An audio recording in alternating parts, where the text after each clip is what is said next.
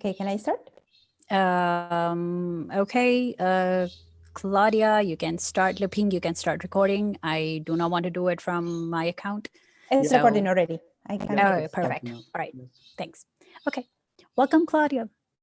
Thank you so much. And thank you so much for inviting me to this. I'm really happy to share my experience and my knowledge with you. I see many familiar faces and many new faces. Well, not faces, names in many cases, but it's really, really nice to get in touch with the students again, even if it's through Zoom. So what I want to do today is sharing kind of some tips, if you want, about how to publish while you are a graduate student. That's something that for many of you can sound kind of overwhelming, or even something that, or at least to me, that was my experience when I was a graduate student. I thought at the beginning, at least, that was too far away from me. But actually, it's not that difficult. It's a process that is long, that sometimes is kind of painful, but is manageable and is doable. So that's something you want to try, because that will also help your career after you are done with your degrees, with your PhD studies or your graduate studies in general. So what I want to do is to give you some tips about it. And I also encourage you to put questions in the chat box while I am presenting. And at the end, I believe we will have plenty of time to have additional questions if you haven't, and even a time to interact if you want to make your questions aloud or speaking. So I'm just gonna start. So my idea today is help you understand a little bit the process of publication. Perhaps some of you are already familiar with that, but some others might not be as like have never tried to publish something in a peer-reviewed journal. So I will try to help you understand what the process is about. And I will also want to give you some tips on how to prepare a manuscript. So now these tips are based on my experience, different things that I have tried and read and have some other mentors recommended me. But this process is also something that you have to personally adapt to fit your needs and your styles. And I also want to give you some ideas on strategies on how to cope with rejection. And I said that because in this process, not only as a graduate student, but always in your career, what you will deal most is with rejection, with journals saying we are not going to publish your article, or sometimes even with not very friendly or nice feedback from reviewers. So that's something you want to learn how to deal with. So there is someone that has problems with the audio, I believe, but I want to make sure everybody is able to listen to my presentation. Is that fine? Sorry, I'm interrupting, Claudia. Yep. Sometimes audio is the internal computer setting, because I think we can and everybody can hear you. Okay. So yeah, it's just connect the audio of the computer or make it the auto. Yeah. Okay. Thanks. Okay. I definitely going to touch on how to decide the journals you want to publish on, and so other questions that you are posting already in the chat box. So feel free to keep them posting, and I will try to address them, all of them. So okay, so that's kind of what I want to do with this presentation. So one of the first things you want to know is how to start. Usually when you decide or when you try to publish something, you do not really start by saying or by waking up and saying, hey, I have the mood to publish something, so I'm going to write. That's not exactly how it starts. Usually you start with something you have already written. So that means that you start with paper, like a chapter of your thesis, for instance. For those that are already writing your thesis, it might be a chapter that you think it's very good, or your supervisor has said is very good, or it might be a research paper that you wrote for a course that is also very good, or a conference paper also might be a good start for a publication, or like many papers or assignments that you have written and that you think are of good quality could be a good starting point to publish something. So that's kind of the first step. Select what you want to publish. Eventually, you might have some ideas to publish that you will need to start from scratch, but usually you start with something that you have already worked on. So the first thing that you want to do is select this manuscript, this paper, this report that you want to transform into a publishable article. So if you have that, and you select your manuscript, one of the first things that you want to do, that at least that is what I do, is to write the abstract. And you think just that this is probably the last step you do usually when you published, but it is actually a good strategy to write an abstract first, because that helps you figure out the argument that you want to have in your article. Good articles are mainly a good argument that you can back up with sufficient evidence and rigorous evidence. Regardless of the perspective or the type of research that you are doing, you want to show that you are doing a rigorous research and that you have a solid argument that is consistent with that research approach.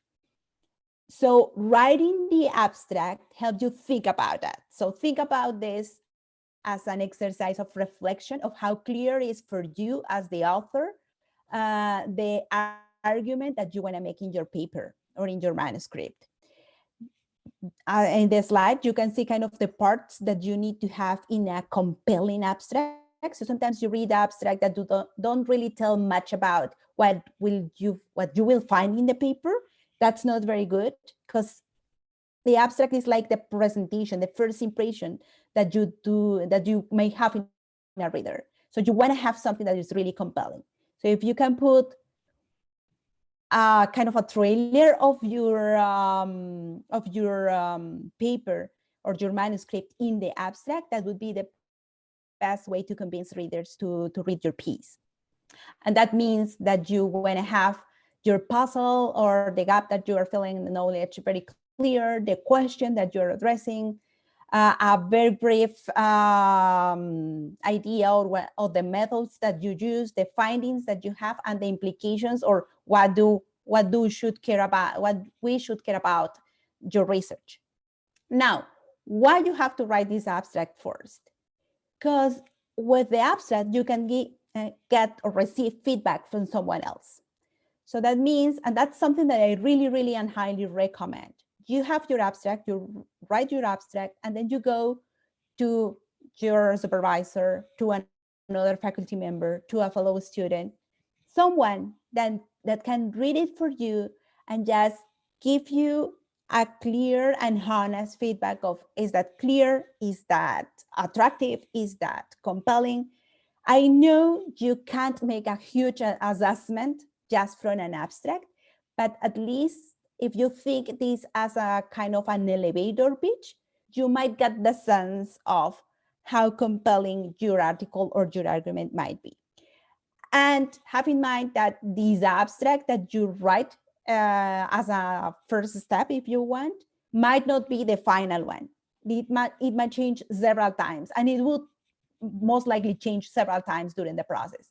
But at least you have from here an idea of where you want to go and also might have an assessment of how good or attractive or compelling it might be for other, for the audience, for the other readers.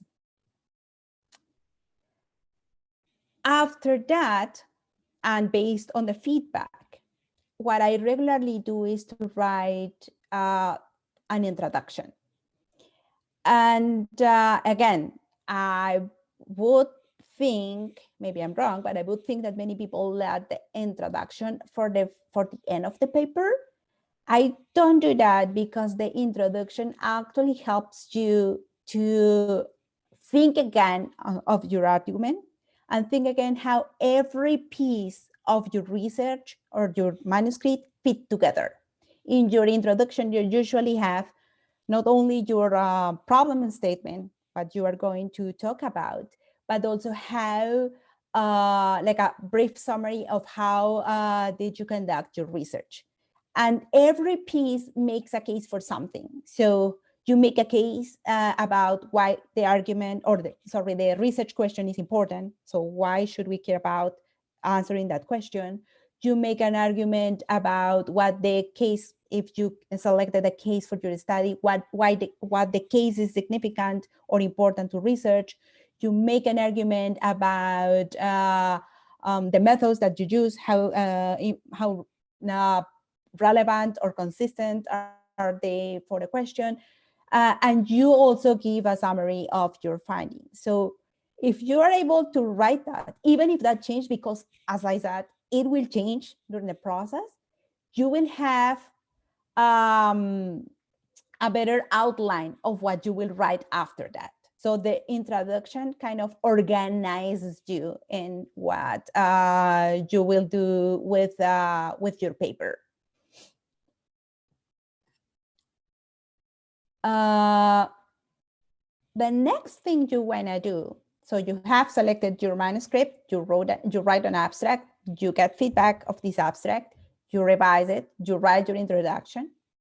And then with that, you already have more or less an idea of the argument and the outline of your paper. Then you can read the whole manuscript again and make a revision plan. So that means if you know already what you want to go, or more or less at least, you can revise what you have already written in your report, the assignment that you choose, whatever you choose, your chapter, whatever, to make a plan of what you need to do to kind of put together a manuscript that could be publishable. And that means you make notes about how to revise different parts, what to take, what to delete or take out, what needs to be expanded, what needs to be clarified, what needs to be changed, and so on. And you need here, if you stay organized, you want to have a plan with deadlines. So don't let it just loose. Make a plan that you can stick to it. And with that, I also want to suggest something. Since you are entering or you are interested in kind of starting this career of writing articles, one very good strategy is to write every day, at least if you can, 30 minutes. It might be in the morning, it might be in the evening, that depends on you if you're a morning person or evening person or whatever. But you need to, if you have this habit of sitting and writing for at least 30 minutes, you will be able to have, or to be very productive and have like something in the pipeline of publication, like every time, or in a constant flow, kind of flow.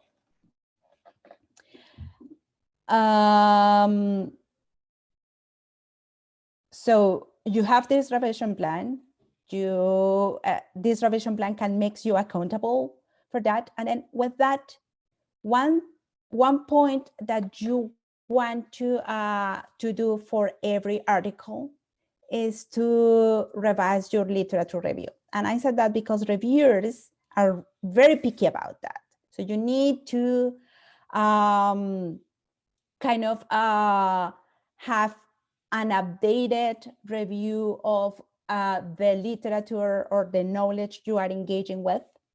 And think of that as reporting, not just like summarizing different articles or pieces written by something else, but making them relevant for the purpose of your research question. So it's, as I put it there, kind of having a conversation with other scholars, and in which they say something and you can say something in response to say, if you agree with that or not, if you find that helpful or not, and based on evidence. So if not, why not? So that's something that you want to introduce in your literature review, always tied to your argument.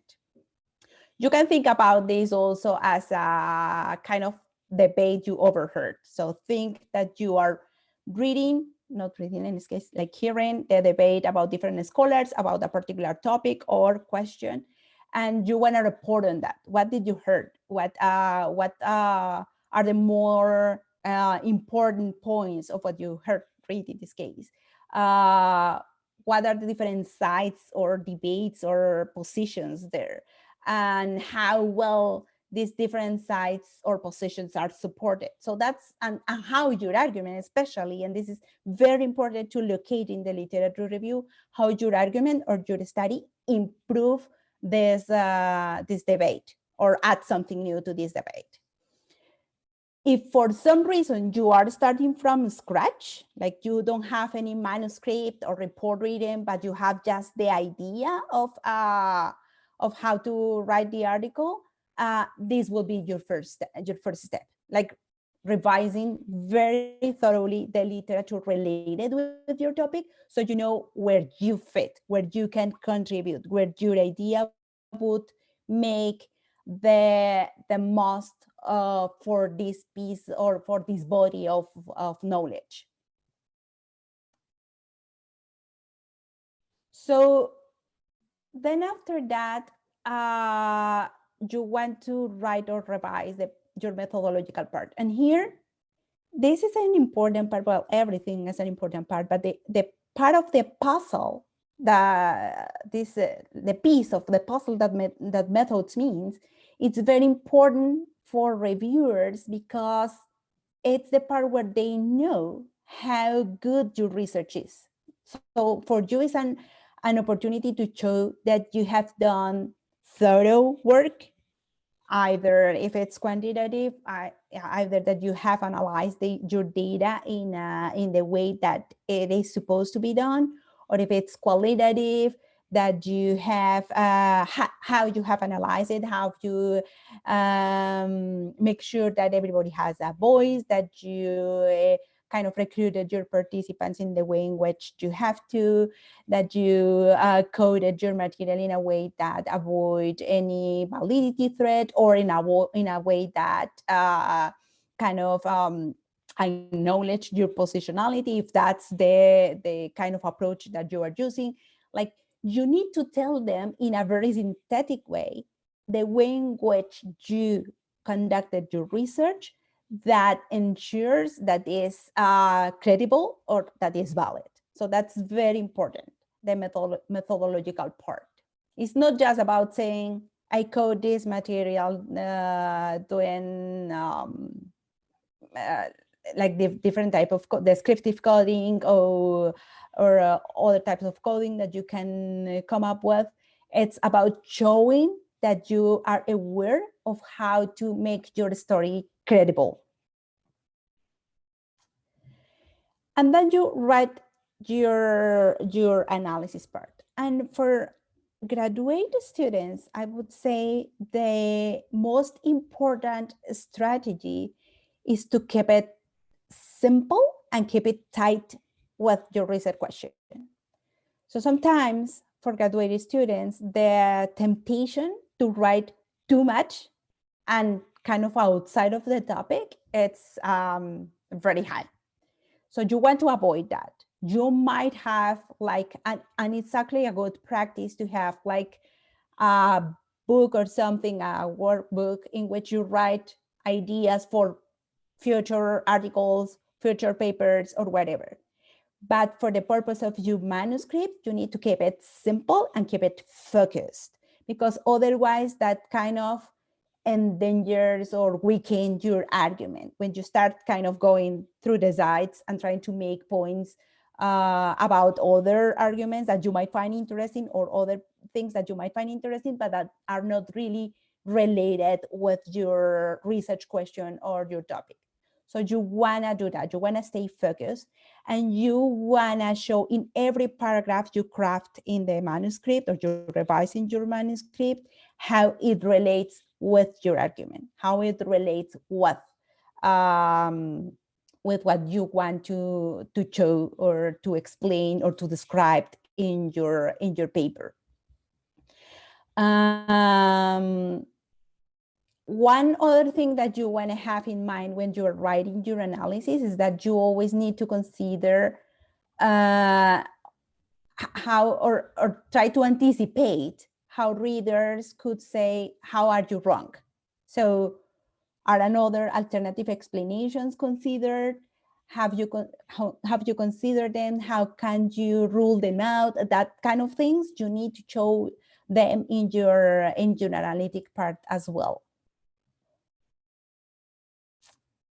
And then, of course, your conclusions, in which it is very important, make like very compelling and strong conclusions. So that means usually you remind your readers about your question. So what is your article about? Remember again, you have your question, you put it again, and you provide hopefully a direct answer to that question, which means you basically do kind of a summary of your findings and try to show how the evidence that you have just analyzed support your argument, support your findings, support your conclusions.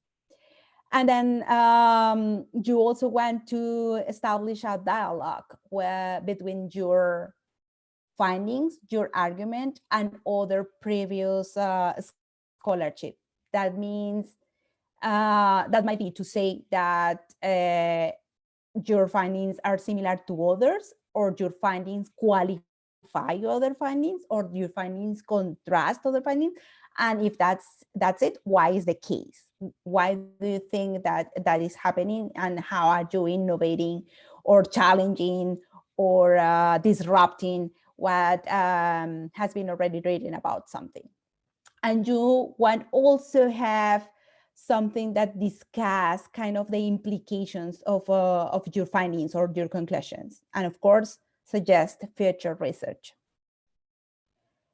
Now, and I have many questions about this.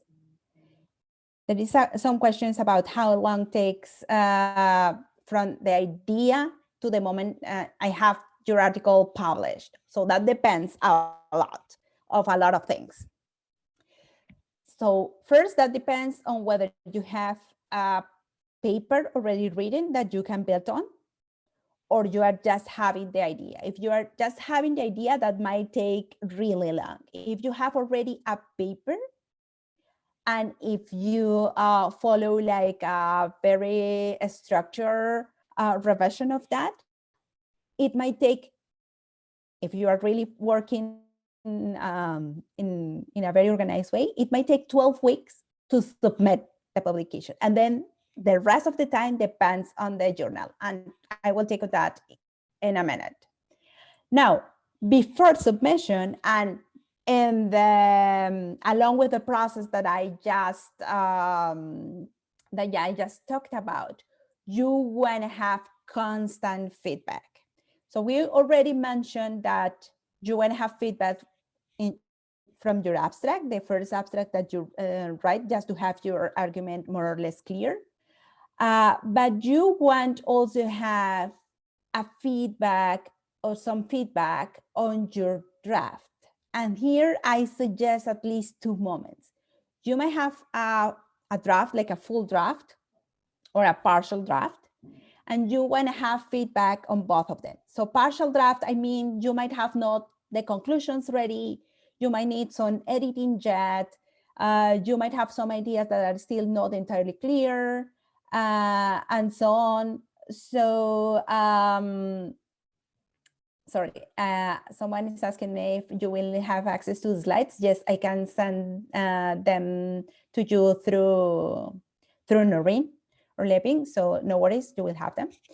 But coming back to the idea, you want to show that work. So it doesn't matter if it's not fully structured. It doesn't matter, I still have some gaps or missing parts, such as the conclusions.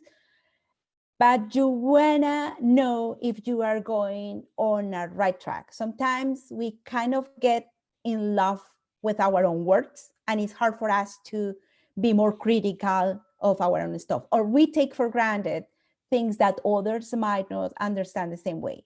So if you have this feedback from someone, and someone can be, again, a faculty, a fellow student, your supervisor, even someone that you met in a conference, for instance, that is in your same area, are good persons to go and ask for feedback. Now, I know that it might be sometimes frustrating when someone does not really say your work is incredible and this is a really good paper. But this is exactly what you want. You don't want applause and a lot of compliments. You want someone that can really tell you honestly what is wrong with your paper, what is not clear. So as I write there, don't kill the messenger. Be patient and embrace the process. Pay attention to what the feedback is telling you. And that will help you improve your paper and understand how readers are getting it, what is not clear, what might be missing, what might be perhaps redundant or not part of your paper. So that's something you want to have.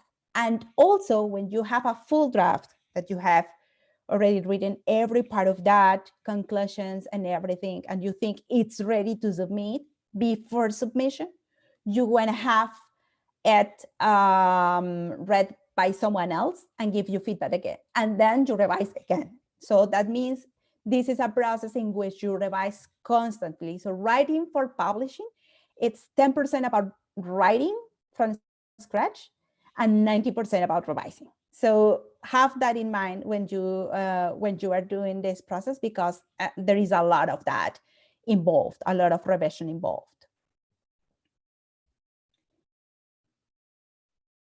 So again, as I said, kind of the final version. Oh, one thing that you want to have in mind is don't ask the same person for feedback every time you need that. So don't overwhelm your supervisor, for instance, to revise your paper 3 times, or another faculty or another student. Try to diversify. The person that gives you feedback on the partial draft should be a different person from the person that gives you feedback from the final version. And sure, it might well happen that they give you totally different feedback, and that's okay. At that point, you will be able to decide or choose which one you have to pay attention to. But it also gives you ideas of how different people are reading your work. So that's also a very good advice. I mean, a very good reason to diversify the sources that you ask feedback for. Now, and I think this kind of go to your questions about how to select the journal. I have many questions, and you can remind me if I kind of skip any of them, about whether it is good to publish in a high impact or not so high, or how to choose it, and so on. So that's something you wanna do from the beginning. So I tell you a process about writing, but in parallel with that, you do this process about how to select a journal. It's not that you wait until the end to choose to what journal you want to submit. That's something you do almost from the beginning. How do you do that? The impact is important for sure, and we will talk about that in a minute. But more important than that, you wanna get to your audience. And to get to your audience, that means that you need to publish in the journals that you are reading. So one way to select the journal is to look at your own references for the paper and see what journals are you citing more. That's because that increases the chances for you to be published, but also because that will guarantee that you reach your audience, the people you are talking with or you want to talk with. So that's something that will help you decide which journal you want to submit. In addition to that, once you have a list of different journals that you can submit, you want to check the most recent articles of those journals. And why is it that? Because sometimes journals change. So for instance, you might be citing articles that were published in the early 2000s, on 2005, and so on.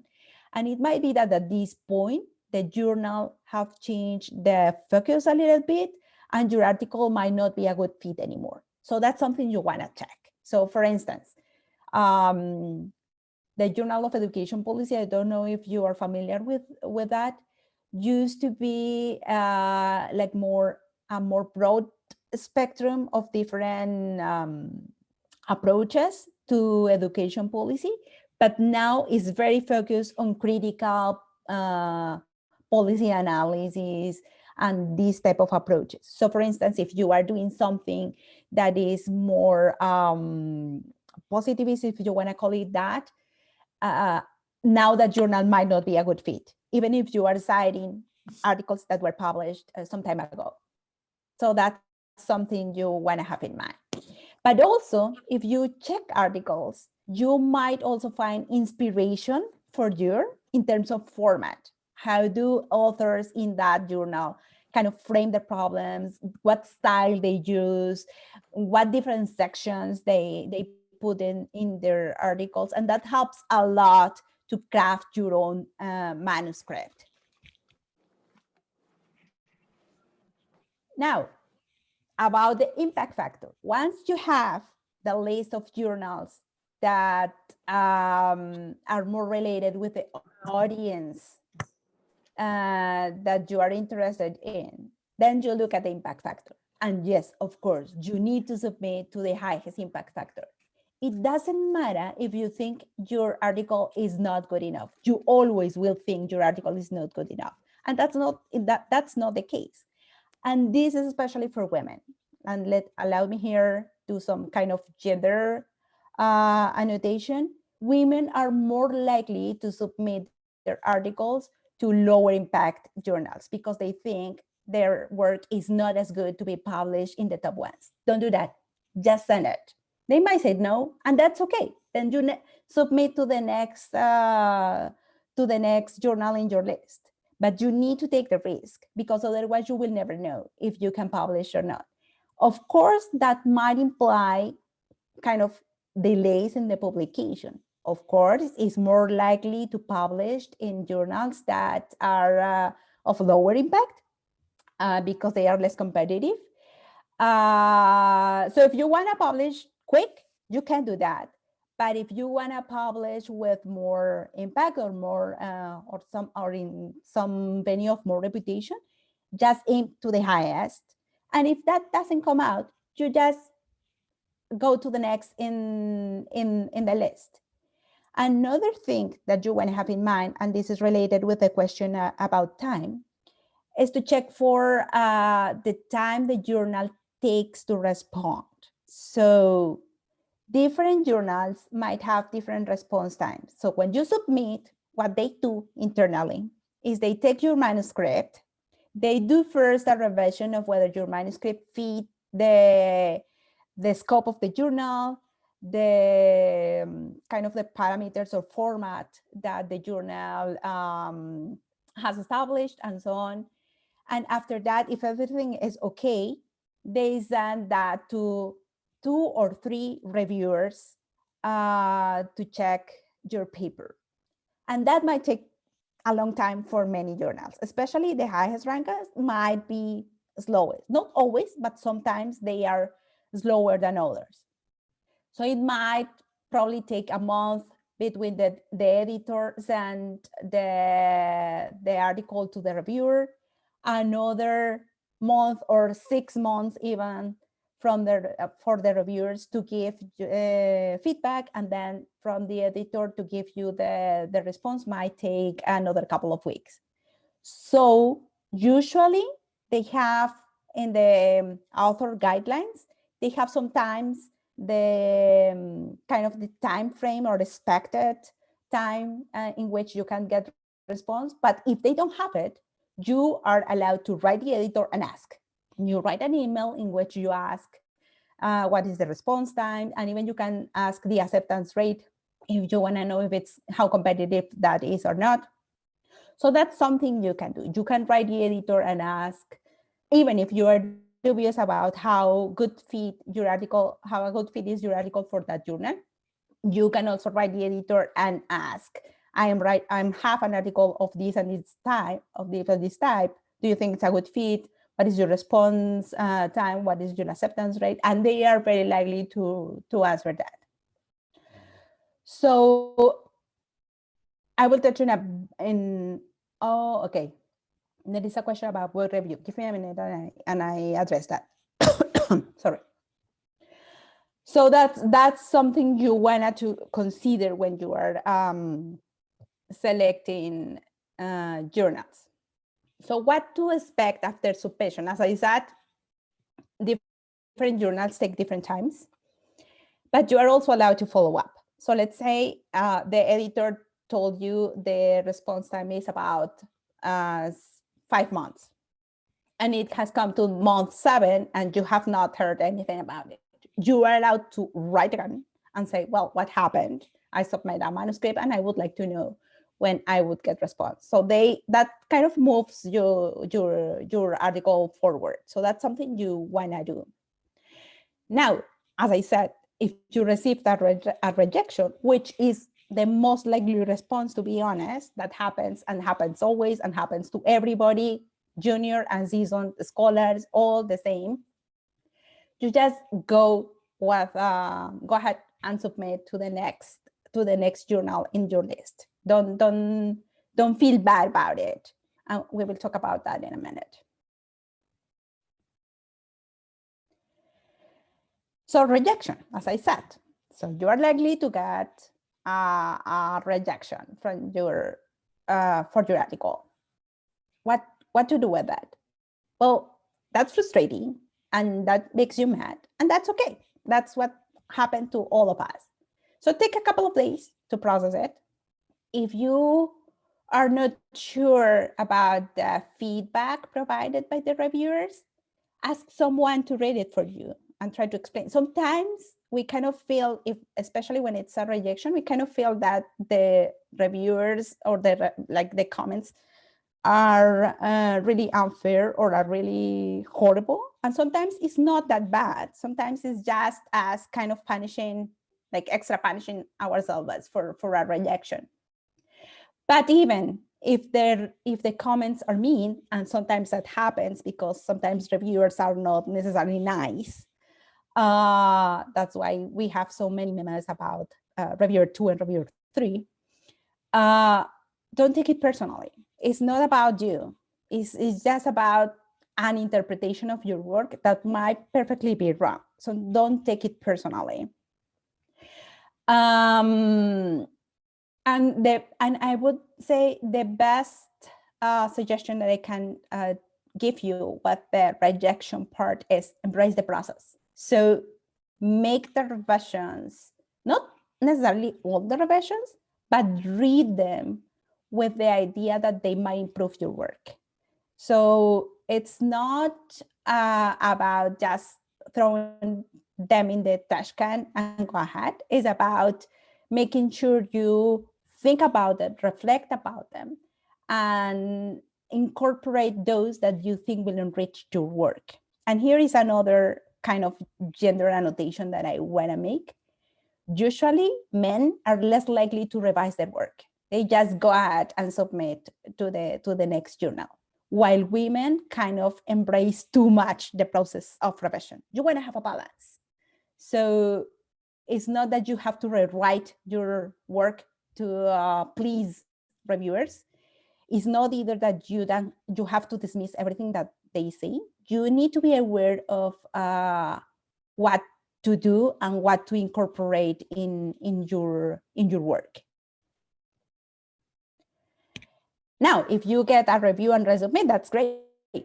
You can celebrate that, even though it is not, you cannot take for granted that they will accept your work when you revise. But that's good. And I would say the first thing you want to do is to draft first the response to your reviewers, because that gives you material to make your plan for revisions. So usually they kind of write you a letter in which they say, your methodology is not clear, you need to revise, you need to review more literature about this. And usually they make suggestions about what kind of pieces you want to review. Or even minor things like your table is not clear or that sort of thing. So try to address each of them. Not that you have to accept them all, but you have to anticipate or know what you will answer to them. So if, for instance, you are not gonna accept some changes, you need to justify why. So that's something that you do while you are kind of planning or outlining your response to reviewers. And based on that, you make a list and plan the revisions you need to do for your paper. Normally, and this is also related with the question about time, the journals give you a specific time for revisions, and it is usually a month or 2 months. So use that kind of timeline or deadline to make a plan according to it and stick to it.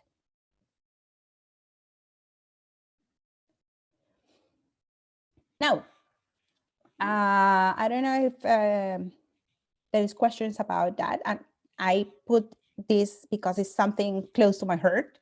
I'm not a native English speaker, and I know the difficulties that non-native English speakers might have when publishing in English venues.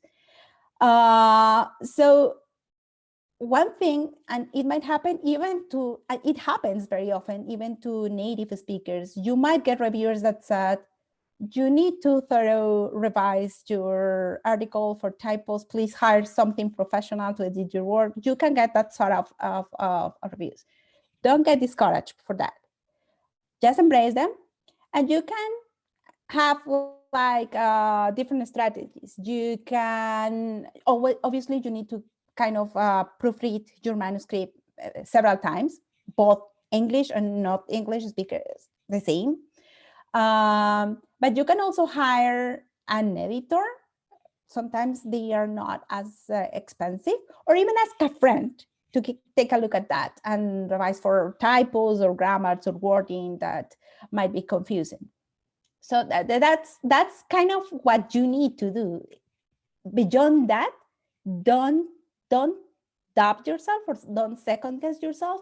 If you are not a native English speaker, you still can publish in an English venue without any problem, and your work is of quality enough to be published there. So don't get discouraged because of that.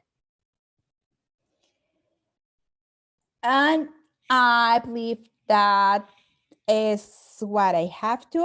I'm just recommending you a book that is in the OISE library or in the U of T library that is very helpful to kind of make plans about how to write journal articles. So I will just get through the questions in the chat box, but also please feel free to ask your questions by unmuting yourself if you want to do so. There's a question about a book review. Publishing a book review. Okay, book reviews and literature reviews are harsh to publish, because usually for book reviews, you received an invitation to review it, and it's not very often that you submit just your review and it gets published. However, it might eventually happen. You wanna either touch a journal that is very specialized in the topic of the book, or there are some journals that are specialized in kind of literature reviews or that kind of things. That might be good venues for that. But it's not easy, to be honest. It's not easy to publish a book review.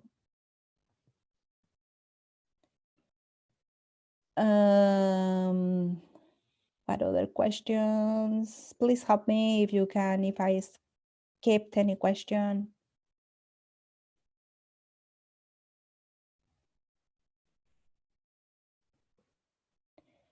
Oh, no. Okay. Here's the question. Can you send to other journals? If you are waiting for response, can we send to other journals while you are waiting? No, you have to wait. You have two options. If the journal is taking too long and do not respond to your request for about how long they are going to take or request for responses, you can decline. So that means that you tell them, like, I don't want to have my manuscript reviewed there anymore, and submit to other journal. But in any case, you need to give up on the first journal to submit to the next one. You cannot submit to two journals at the same time.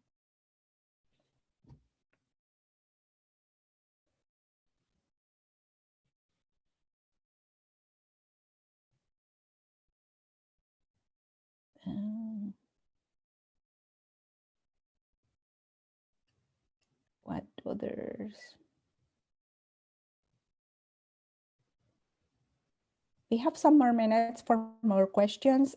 I'm not seeing any new question that I have not addressed in the chat box, but just let me know if I skipped any.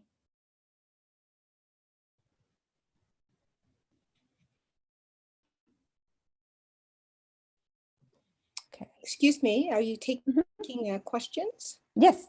Yes, so I'm in sociology, and there's a number of journals that I could publish in, and it's so, my citations go through so many different journals, is what I'm trying to say. How do I begin to be selective about it? Because that's something that could really be attributable to a multitude of journals. Okay. For instance, it can be gender, it can be race, it can be a number of a host of different things. Well, then you have to make a balance, or to make an assessment of what would be the best venue for your journal. So what I'm understanding is that your topic kind of fits in different areas. Absolutely. Exactly. So usually, might not be the case, but usually we have a major emphasis in our manuscript. So let's say you are writing something about gender and race. It might be the case that you're more inclined to gender than to sex in that particular manuscript. Okay. Then you will give preferences to the journals that are publishing about gender. Okay. Like gender studies, that kind of things. Okay. And it's not an intersection, so you can't just divvy up like that. I couldn't just send it to a journal publication without the comment about race in it. So that's where the intersection cannot be divided, which is why I'm having a hard time kind of trying to select which journal I should be submitting to. So it's not like I can just submit to a gender. No. I'm not saying that you have to adapt your manuscript to that. But okay, if you have, if you are addressing both exactly the same gender and race, then you have both journals. And what you need to do, or what you can do, is to check how many similar articles have been published in those journals in the latest years. Okay. That's a Now, long list. Thank you. but that long will give you two ways to think about it. So one is, if the journal has published like too much about this, it might not be the best venue because they have Okay. just too much. Right. Do you know what I mean? Like they don't want to be repetitive as well. So it's unless your article is like very normative, that's another dimension. But if it's not, probably it's better for you to move to another journal that has published on that, but not as much. So it still makes their way through. Okay, I appreciate that. Thank you for your time. Really nice presentation. I look forward to your slides. Thank you. Okay.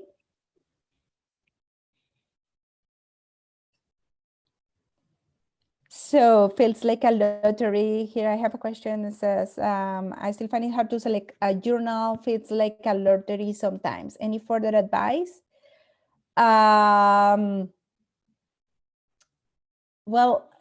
as I said, the advice is you usually have like a kind of a pool of journals that you build on. So for instance, for me, most of the work that I read for my own research is published in Comparative Education Review, Journal of International Development, Educational Development, Journal of Education Policy, and a really long list.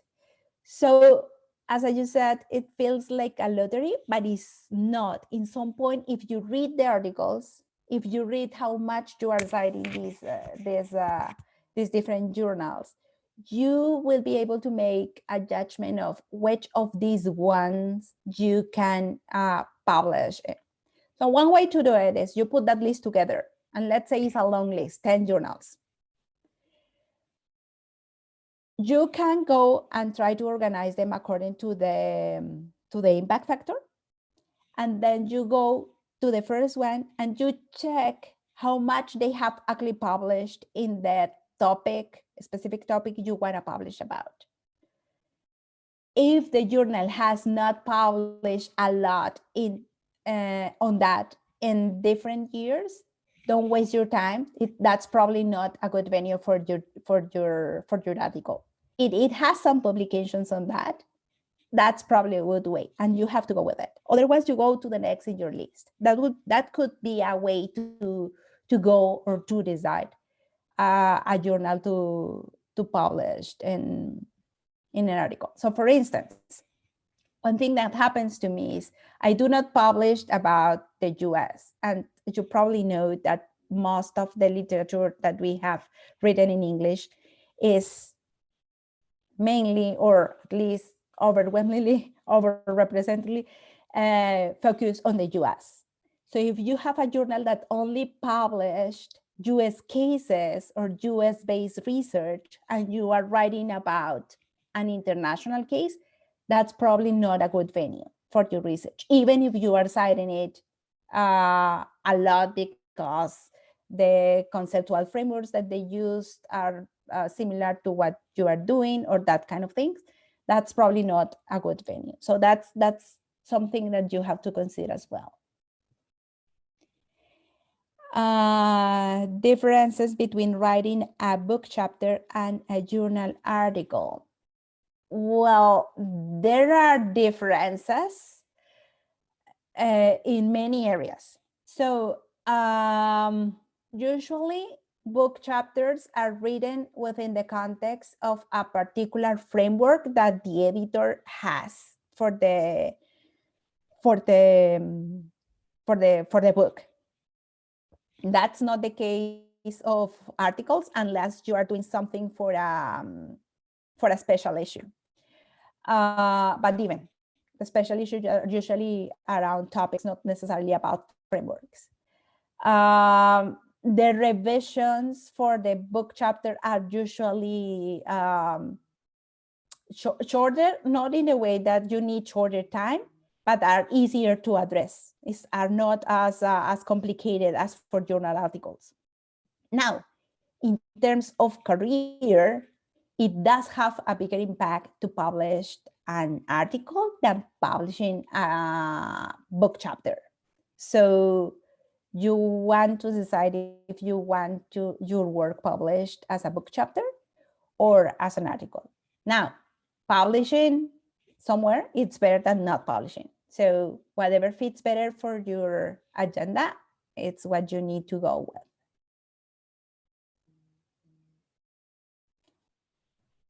A good course paper into a publishable article. Sometimes, yes, you can sometimes transform a very good course paper into a publishable article. What can be the problem? Sometimes journals prefer empirical research, so that means something that has fieldwork on that. But not always. That's not always the case. Many articles are also based on document analysis and so on. So if you have something that is really compelling and you think has future, yes, you can try to convert or to transform it into a publishable article. Yeah, it doesn't have any problem.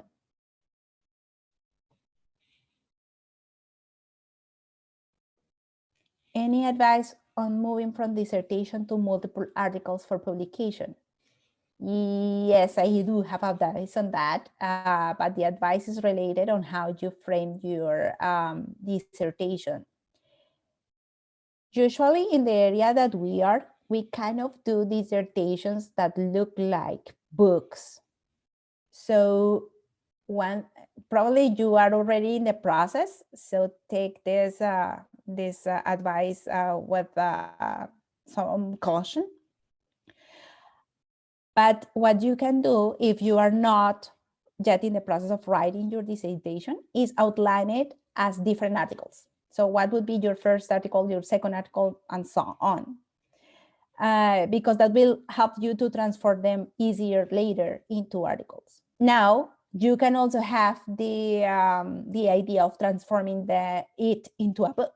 That's also doable. That take longer, for sure, and that take more revisions. But that's something that you can do as well. If you are already in the process, you have not thought about it before, you are already writing a dissertation that looks more like a book than an article, than a collection of articles, that's fine. What you can do is, as you write, you might have, again, like a workbook or something in which you kind of capture of your ideas of how you would transform the specific chapter into an article. And usually you can kind of have the argument that you have in your introduction of your thesis, kind of the theoretical argument that you have there, and put it together with the analysis that you will have in a particular chapter, and kind of make a nice article of that, and with methodological section as well. So it's not that hard. It implies some work, but you can eventually do it.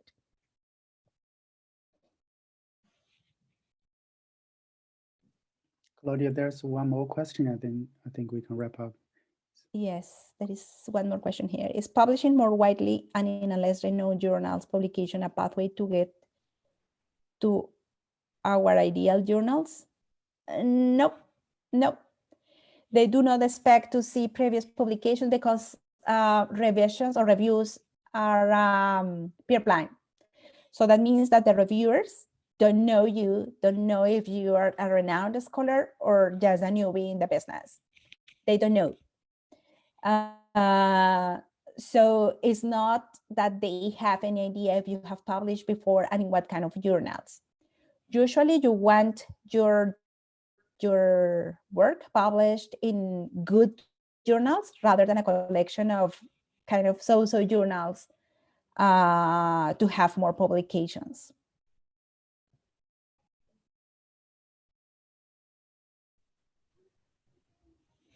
I hope that helps. Is it time to wrap up, or? And there's one more. It follows up the dissertation. Oh, okay. Yeah. If you split your dissertation into several articles, given your survey would have covered several aspects, how do you explain you only focus on one area? Just like that. You said, you might say, you have to be a little bit careful with that to not kind of violate the blind revision, the blind peer review. But you can say, and you will find many articles that say this project is bigger, but I will only focus for the purpose of this manuscript in this area because of this and this and that. And that's not a problem. That's something you can do. Okay, now it's 5:32. Thank you so much, Claudia. It's very, very informative and insightful. I think you have cleared the myth of publication, especially for our graduate students. We don't know the procedure and we have lots of puzzles and before doing our first publication. So we really appreciate you take this time sharing with us. And later we will share through emails about the slides and also the recording. I think there's many students who are waiting to watch the recording. Yeah, I can also provide the slides. So I will think the route is I send them to you and then you send them to the participants. Yes, sure. And thank you, everybody. Have a good evening. Okay, thank you so much. Thank you for inviting me and I hope it's helpful. Thank you, Claudia.